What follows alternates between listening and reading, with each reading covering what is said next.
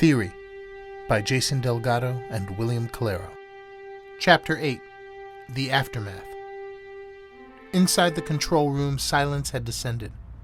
The mob of sleepers, once filled with manic energy, now stood still, eyes vacant, their bodies stiff like mannequins awaiting command. Their limbs twitched, but the rest of them remained inhumanly still, an eerie army caught in limbo. The humming of machines filled the void, a constant backdrop to the surreal tableau. The dull hum of electricity seemed to resonate from every direction within the thread room. The dark, cavernous space filled with the radiant glow of monitors that cast a ghostly light. Each screen displayed something different, images of people, news reports, surveillance footage, a disorienting patchwork of the world outside, overseen by the Watchers. One of the Watchers, an almost ethereal figure with pale, sickly skin and hollow eyes, leaned over his terminal. His skeletal fingers flew over the keys, barely human in their deftness. A sudden signal flashed across his monitor, and the Watcher's eyes twitched. A sudden spark of awareness ignited within them. He pressed a button, and a thin, opaque plastic card slid out. A deep purple, dark as a midnight sky, its surface smooth and unmarked. It caught the dim light, revealing subtle overtones of indigo that flickered at the edges. He raised it, as if in offering, just as the door behind him opened. Veridus entered, his hulking frame cutting through the shadows. He moved with stiffness, each step heavy with something beyond physical pain. He grimaced, his face twisting momentarily before he reached out and snatched the card from the Watcher's outstretched hand. Without a word, he spun on his heel, leaving the room as quickly as he'd entered, his dark silhouette swallowed by the gloom. In the luxurious main house, Vandermark stood in the grand meeting room, his posture exuding a controlled poise that masked the irritation seething beneath. The ornate chandelier above cast a soft golden light, and the walls, adorned with paintings that depicted scenes of triumph, seemed to press in, emphasizing the weight of the moment. A sudden buzz in Vandermark's ear, and his expression flinched. Then, as quickly as it appeared, the irritation vanished, replaced by a smooth, pleasant smile that exuded confidence. He raised his hand, addressing the gathering group, the powerful and influential, the unseen rulers who dictated the course of civilizations. "You see," Vandermark began, his voice honeyed with authority. "I know everything the machine knows. Everything it is planning. Everything that child's toy hopes to achieve." His smile widened, though it held no warmth. It was the smile of a predator who knew his prey had nowhere to run. "The machine has assembled a group, and we will bring them down through infiltration, as we always do. My house has a spy on the inside." Vandermark's voice echoed in the great room, his words ringing ominously amongst the house members. Chapter 9. The Unseen. Back at the lab, the team gathered, eyes fixed on the sleek form of Fidor, the mastiff-sized robotic canine companion. It took the shimmering crystal and placed it within the laser apparatus. Its metallic limbs moved with steady precision, and once the crystal was in place, Fidor scuttled back behind the protective plexiglass barrier, its sensors whirling softly. Joshi stood at the computer terminal, her fingers hovering above the keys.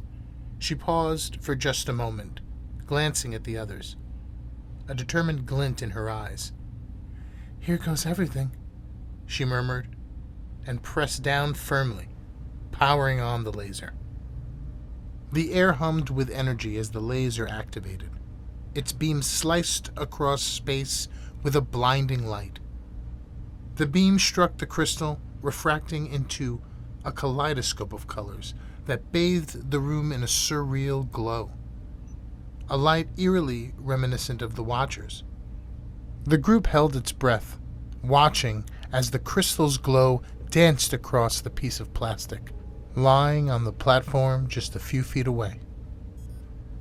The card began to shimmer under the focused beam of the laser, the calcite crystals refracting the light into precision polarization. A faint outline emerged, growing sharper by the second, a crest etched in brilliant detail, unmistakably the emblem of Vandermark. Beneath it, a series of symbols unfurled, curling and twisting like tendrils of smoke trapped in the card.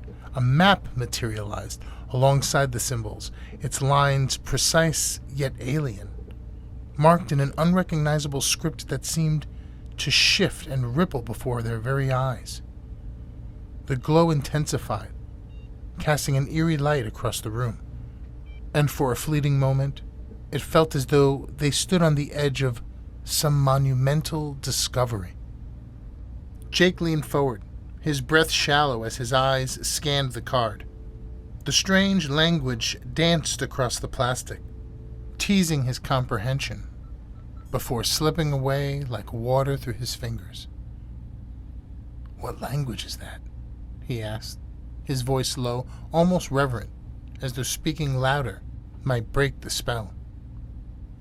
Joshi's focus was locked on the glowing symbols. She didn't look up. "That's a question for our all-knowing super genius AI friend," she affirmed. "Hey, Theory, care to enlighten us?" There was a pause, a brief silence that stretched too long, enough to prickle the back of Jake's neck. Then Theory's voice came through, steady, but with a measured precision. "I don't know.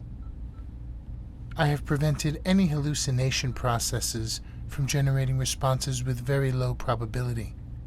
When the answer is uncertain, I will simply state the reality. I do not know." Jake straightened, his gaze snapping to the interface that relayed Theory's responses. "What do you mean you don't know?" "The symbols do not correspond to any known linguistic database," Theory replied, its tone calm but tinged with the faintest edge of uncertainty.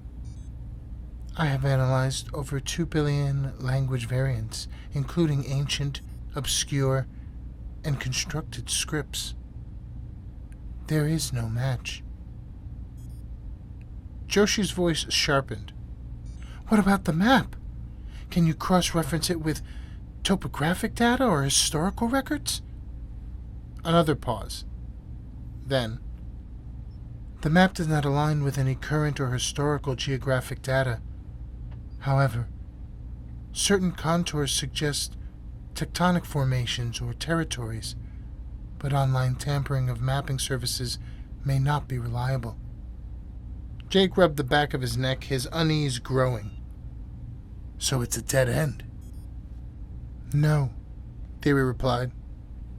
"The structure of the symbols suggests a form of cipher, a highly sophisticated one, potentially utilizing quantum cryptography principles." "Quantum cryptography?" Joshi echoed, turning to the interface. "You're saying this thing is encoded at a quantum level?" "Correct," Theory said. "It is possible the encoding mechanism uses a post-quantum key encapsulation method, perhaps akin to Kyber. That would explain the difficulty in interpretation.